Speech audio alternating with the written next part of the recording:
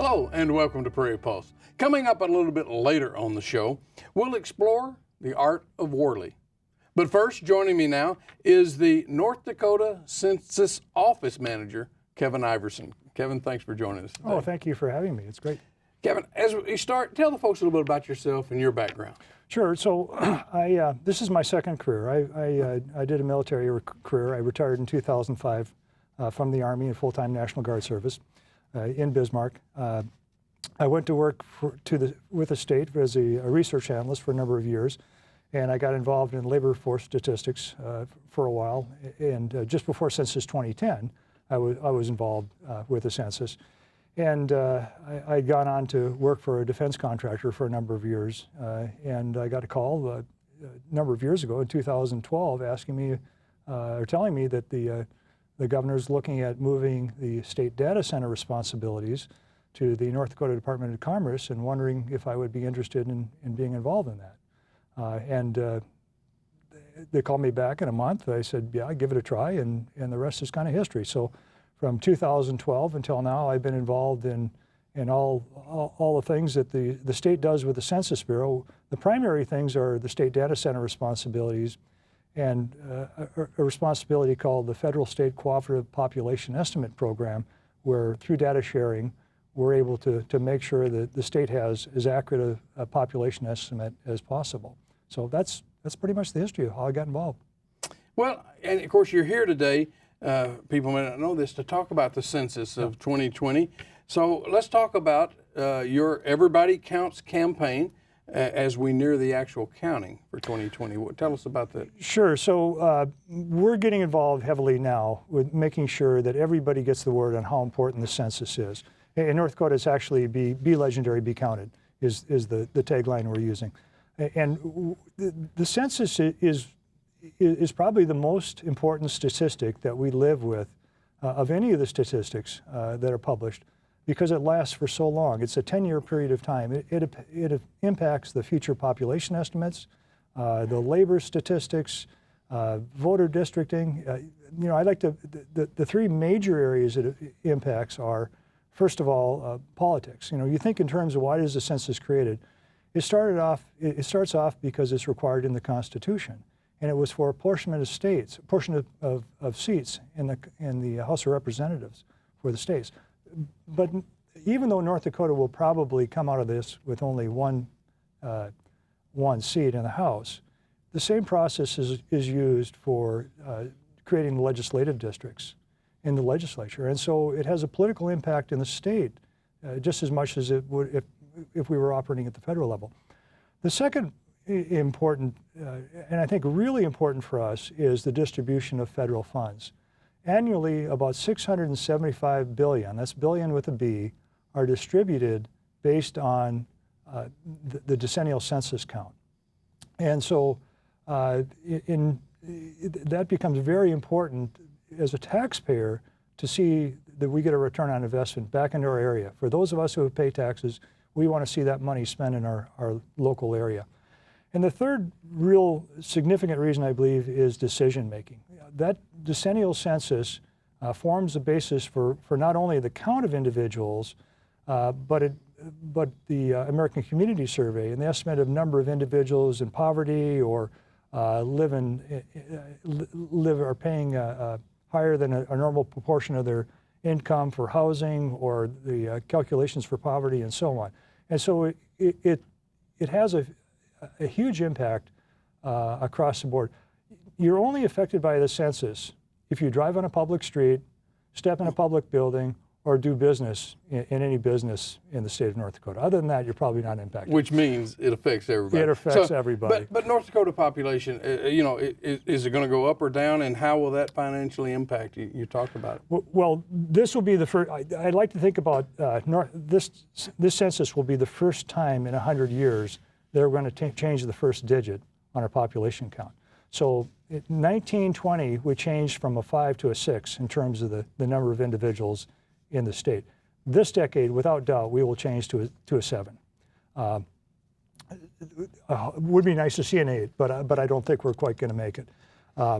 It's going to have a huge impact in terms of that. How has it changed? We've certainly seen a growth in younger individuals moving into the state. How has it impacted the economy? I tend to believe it's more the economy has affected the population.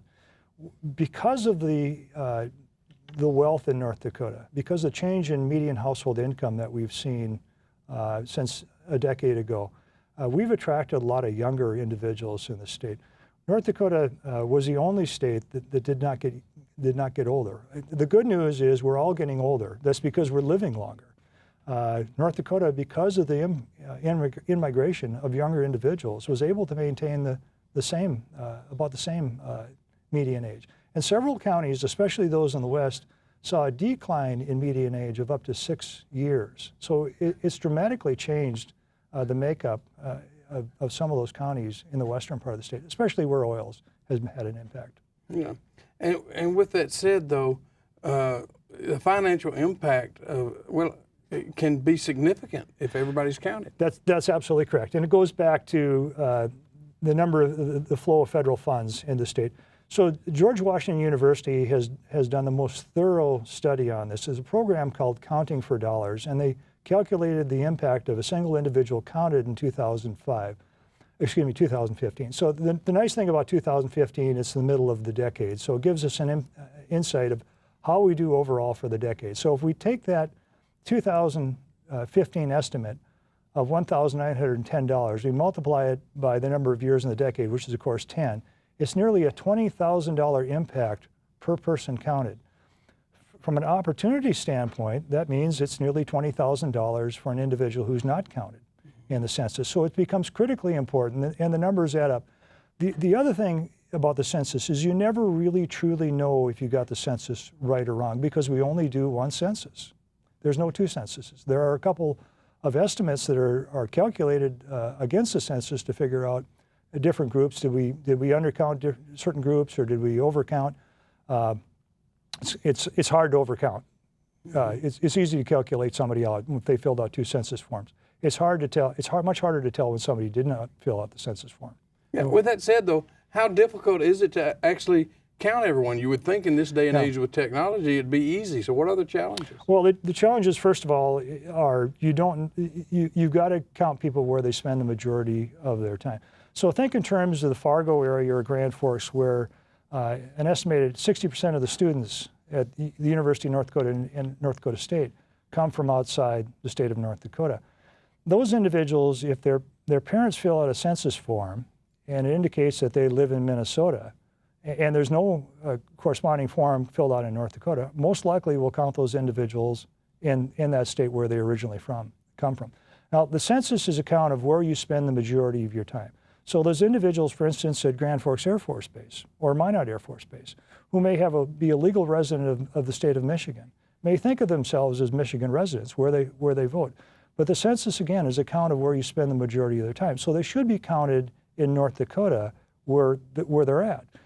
And if you think in terms of why that's done, why is it important? Well, it's the count of individuals where they're at, but also those individuals are driving daily on roads. Their kids are in school. They're using businesses in this area. They're using social services in this area. And so those elements need the funding in order to provide those services. Well, you said the majority of their time. That's right. Because they are driving on the road. So how about the oil workers? How do they, yeah. This is a great question also. And one of our big concerns is especially a lot of people from the South, Texas or Oklahoma, may see themselves as being a resident of Texas or Oklahoma. They may still be driving with Texas license plates, having been in the state of North Dakota for 5 years, maybe because they want to keep their hunting license in Texas or someplace else. They need to be counted where they're spending the majority of their time. Since they're here, they've been living here for a while, they need to be counted here.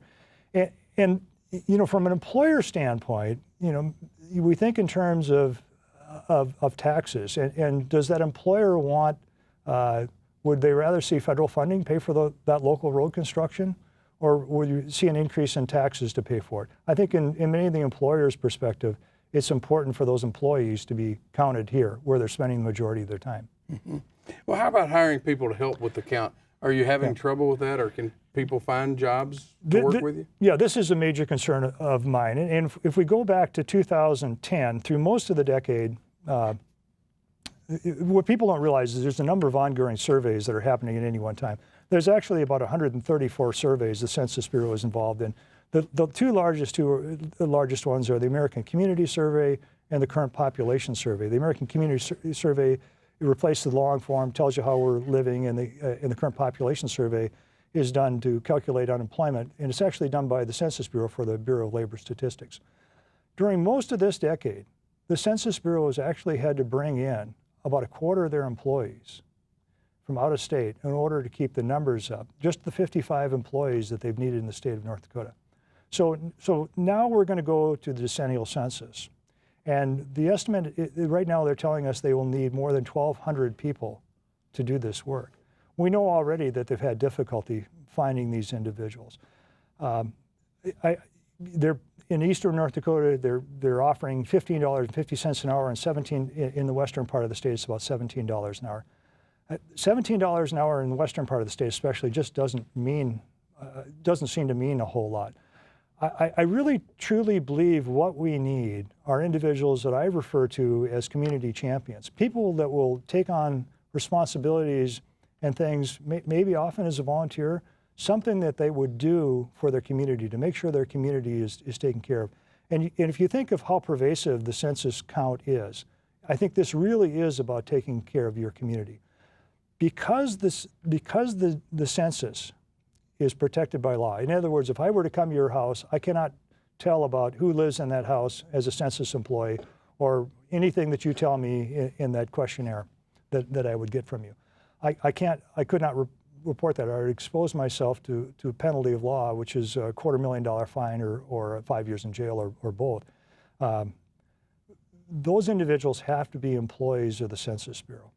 So, and part of that is because they've got to go through a rigorous background investigation to make sure that they're the kind of people we would trust with that information.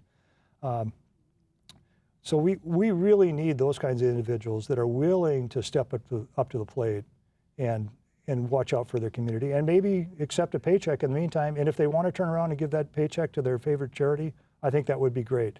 But I think if we're just looking for individuals for $15.50 an hour or $17 an hour, I think we're going to have a tough time of it. Yeah. But if people do want to apply, how can they do that? Sure. So it's 2020 census jobs.gov, I believe, is the website that they're using. They're actually doing the applications on usajobs.gov. Okay. Yeah, take us through some of the specifics of how the count actually works. I mean, are workers going to go out there in the field, just door to door? Or Sure. will technology be used more this time? Well, technology will definitely be used more this time. So it really depends on where you live, how the count will be done. So if you receive your mail at your house on a daily basis, you will receive a form in the mail. Actually, you'll receive at least 2 forms in the mail, because by the time they've got the second count, or do the second mailing, they've already printed those off and they're ready to distribute them in the middle of March. So you will receive your form with an request that you get online and answer that form, you get on the phone and answer that form, or you fill out a paper sheet and you answer that form that way. You can really do it any of the above ways. For individuals that receive their forms, receive their mail in a post office box, the methodology is a little different. And that's because post office boxes are not necessarily tied to a residence. The program is called Update Leave. In other words, a Census Bureau employee will go to each individual residence. They will update the physical location of the address and leave a form for the householder to fill out. For group quarters, it'll operate a little bit differently. They will be contacting each nursing home or university dorm residents to gather the name of the individuals. And also prisons use the same kind of process. Prisoners will not be filling out their own forms. Yeah. When exactly can people expect to start seeing those forms coming by? So it looks like right now that will be the middle of March. And they'll begin collecting responses actually as early as the 28th of March of this year. What happens when people don't respond, and there is, by the way, a history to that. When we go back to 2010, 26% of households in North Dakota did not respond to the census. Eventually what happens is a program called non-response follow-up, where the Census Bureau employee will come knocking on your door and say, sorry, we didn't get your form, I need to collect your information for the census. And that's very expensive. We go back to 2010, that cost $57 per person. It's going to cost a lot more this time around. And so from a taxpayer standpoint, I can really think of a lot better ways to spend money than collecting forms. Yeah. So why did you say the census is taken every 10 years, or Yeah. should it be longer or shorter? Or? Well, it's required. It's written into the Constitution. The founding fathers wrote it into the Constitution 3 years after Congress meets for the first time, and 10 years, once every 10 years thereafter. And it's done for the selecting seats for the House of Representatives. Yeah. But well, I just wondered, should it be every 20 years or every 5 years, or is 10 years still work? Well, 10 years still works. You know, there are countries that do their census every 5 years. We have in this country a very robust population estimate process. It gets a little bit more difficult, a little less accurate towards the end of the census. If we go back to 2009 and in North Dakota, and we compare data with 2009 with what was estimated in that year compared to the intercessional census estimate that was done after the census, there was about a 3% error in average county, in each county. It's a process that's continuously improving. I think we have fairly good estimates on where we're at. 10 years works. Mm-hmm. And this is an expensive process too. I mean, this isn't cheap. Well, expensive, and how big a task is it for your office? Well, for us, it's enormous, but you got to remember that we are just doing the state's portion of this, which basically, in many ways, helping support the Complete Count Task Force, and also many of the technical information that we're sharing with the Census Bureau at this time. And for us, it is a big effort. Yeah. Well, we're out of time, so if people want more information, where can they go? What can they do? Sure. So if you go to our website, ND Census 2020.gov. It's actually, if you go to the state website, nd.gov, and it's under news and events. We're the first one. It'll take you direct to our website. We've got tons of information on there, information on how to become a census worker, and where the complete count committees are in your area, and everything else that we can think of. Okay. Kevin, thanks for joining us today. You bet. Glad to be here. Stay tuned for more.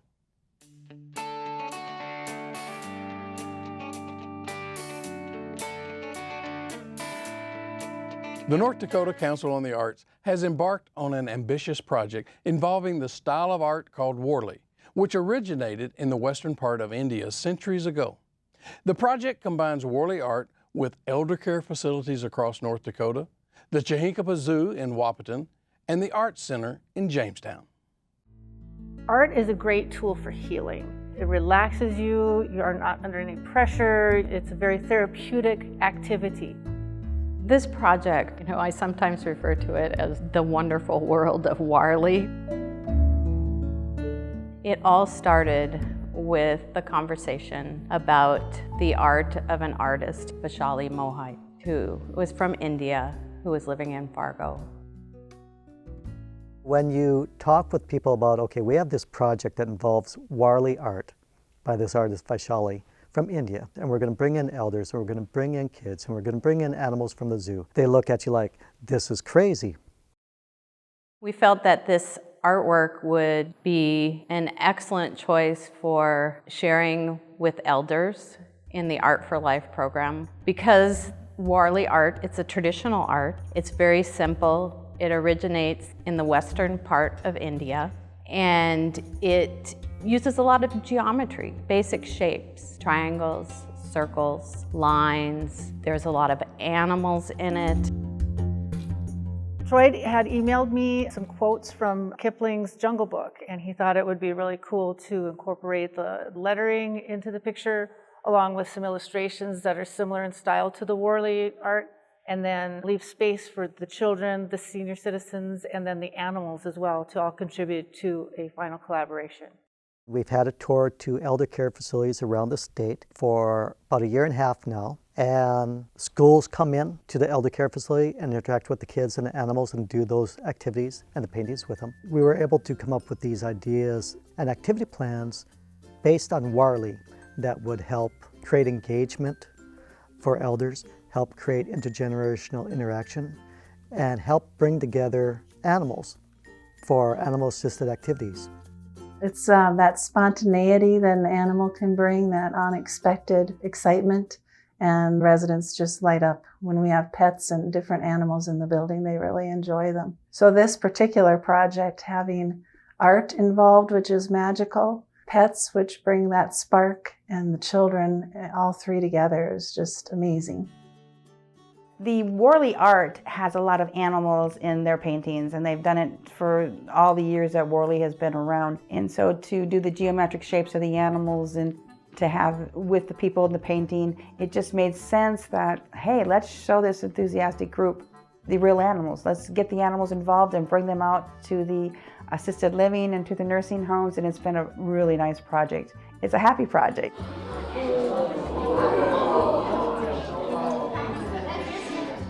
I think that the most incredible part of this project has been placing the exhibition in the elder care centers. It's a completely new thing that they haven't done, and to see it change the facility and to change the way people look at their facility when that original art's there, it creates dialogue, not only for the elders, but for the staff.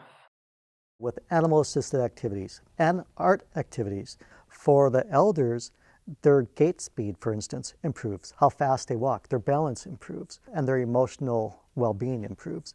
You just see them light up. When we went to Enderlin and they brought in the llama, Reese. Everybody loves Reese.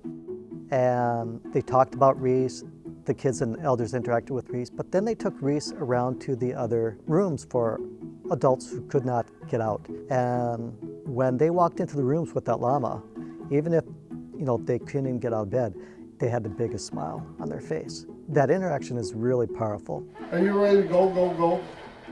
A spin off the animals, we decided we would collaborate with the Chihinkapa Zoo in Wahpeton.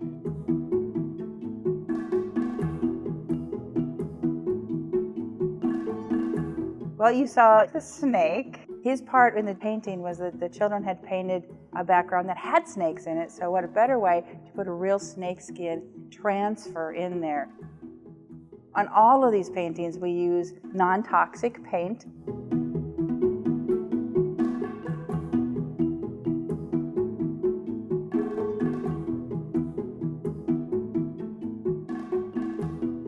Of course, we did Tal the orangutan. And Tal is a true artist, where he does use the artist brushes. This isn't a transfer, it's actually art.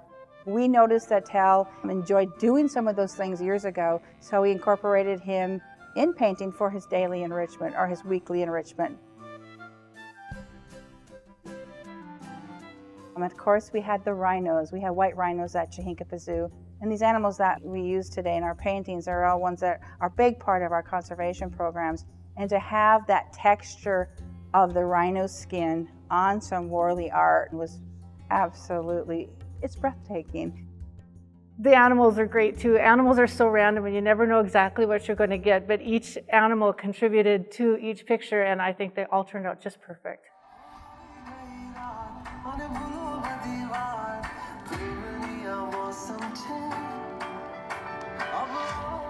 This project ends in Jamestown with a big festival, with dancing and everything else, traditional arts and music, things like that, and food from India.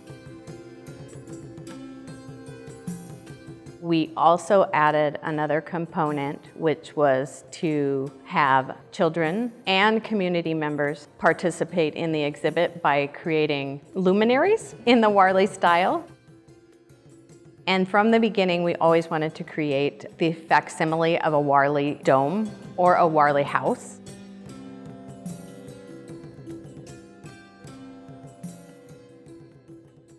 We are going to be offering this exhibit and touring it to other elder care facilities in our state. And we are hoping to expand this outreach, this kind of collaboration between the council, the zoo, Art for Life, elder care facilities, and schools to reach other zoos. It is what life is about. When you get here, you know you have a mission to introduce the animals, but when you start interacting with the people and you see their faces light up, It's a day maker for us. There are so many stories where we talk to relatives and staff that will say something like, I have never seen this person smile. They don't want to come out of their room, they don't want to interact, and they're clapping, and they're moving, and they're painting, and they thank us for doing it. It is by far the most rewarding thing I have ever done in the arts.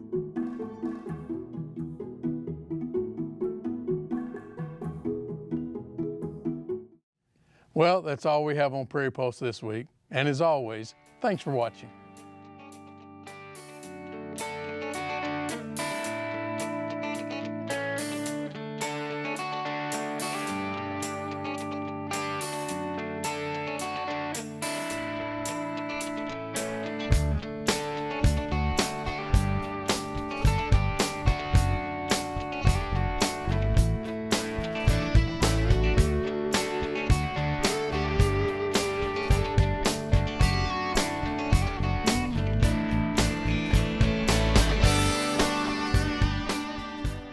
Funded by the North Dakota Council on the Arts and by the members of Prairie Public.